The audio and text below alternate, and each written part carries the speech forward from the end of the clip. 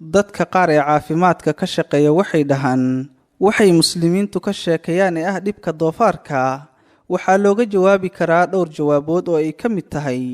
in kumanaan sannadood dadku ay cunayeen hilibka doofaarka mana maqal wax ka cabanaya cudurrada doofaarka hadday xujadaasi xaqiiqo tahayna way joojin lahaayeen waxayna dareemayaan caafimaad tan labaadna waxay tahay in dad badan ay dhahaan doofaarku waa xayawaan najaas ah oo cuna saxarada bakhtiga iyo wixii la mid ah bal ka waran haddii aan soo qaadanno doofaarka oo aan keenno meel nadiif ah oo laga fogeeyey najaasada jawaabta la siinayo dadkaas aan rumaysnayn in hilibka doofaarku xaaraam yahay waxay tahay marka hore xigmadda rabbaaniga ah waxay tahay hadduu allah shay xarimo shaygaas waa xaaraan hadduu xalaaleeyana waa xalaal allah wuxuu qur'aankiisa ku xarimay hilibka doofaarka wuxuuna yidhi حرمت عليكم الميتة والدم ولحم الخنزير وما أهل لغير الله به waxaa laydinka xarimay bakhtiga dhiigga iyo hilibka doofaarka iyo wixii lagu xuso ama lagu gowraco waxaan magaca ilaahay ahayn run ahaantii saynisyahanadu way caddeeyeen in qur'aanku wuxuu ka warramay ay yihiin xaqiiqo iyo run ha ahaato hilibka doofaarka dhiigga ama cuntooyinka allah qayrkiis loo gowracaba ugu horrayn doofaarku waa xayawaan najaas ah gudaafadda cuna meydka cuna xitaa haddii lagu reebo meel nadiif ah oo ka maran wasaq iyo nijaas doofaarka fitradiisa iyo sida loo abuuray ayaa ah inuu cuno wixii najaas ah haba ahaato wuxuu isagu saxaroodee mana awoodi karaysid inaad beddesho dhaqankiisa si kasta oo aad isugu daydaba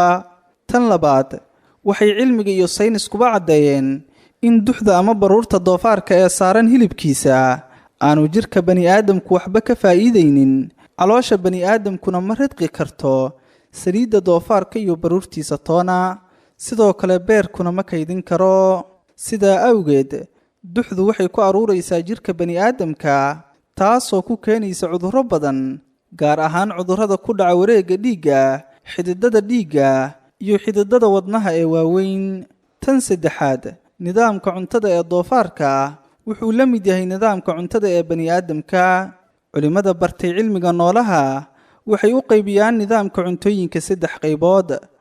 xayawaan cuna hilibka kuwa cuna dhirta sida doogga ama daaqa iyo kuwo kale oo cuna hilibka iyo dhirtaba bani'aadamkuna wuxuu ka mid yahay noolaha cuna labadaba doofaarkuna sidoo kale wuxuu cunaa hilibka iyo dhirtaba sidaa darteed doofaarka cunidiisu waxay sababaysaa cudurro badan waxay culimmadu dhahaan waa culimmada sayniska jirka doofaarka waxaa ku jira 40 nooc oo cudurro ah oo ay sababaan jeermiska fayruska iyo bakteeriyada waxaa dhici karta in dadka qaar ay isweydiiyaan cudurradaas miyaynan dadku garanayn dabcan haa dadku way og yihiin in cudurro halis ah laga dhaxlo cunidda doofaarka wayna cunaan sidoo kale way og yihiin in khamrigu dhib leeyahay waanay la socdaan in sigaarku halis weyn leeyahay haddana way cabaan waxaa kale oo ay og yihiin in daroogadu khatar ku tahay caafimaadka haddana way cunaan oo way cabaan sidaa awgeed waa amar rabbaani ah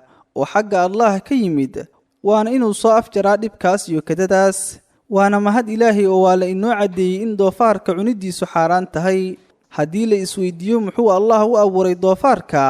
haddiiba doofaarku dhibta intaas la-eg uu leeyahay iyadoo aanu ognahay in ilaahay aanu noole koonkan jooga u abuurin cayaar iyo dheeldheel waxaa su-aashaas la weydiiyey oo ka jawaabay mid ka mid ah dakaatirada muslimiinta wuxuuna yidhi rabbigeen subxaanahu wa tacaala wuxuu u abuuray doofaarka si uu dhulka uga nadiifiyo wasakhda najaasada gudaafadda iyo meydka doofaarku ma ahan cunto bani aadam ee shaqadiisu waa inuu nadiifiyaa deegaanka waa xayawaan duurjoog ah oo bani aadamku hoosta soo gashtay oo barbaarsaday iyadoo laga duulayo caddaymahaas iyo daliiladanna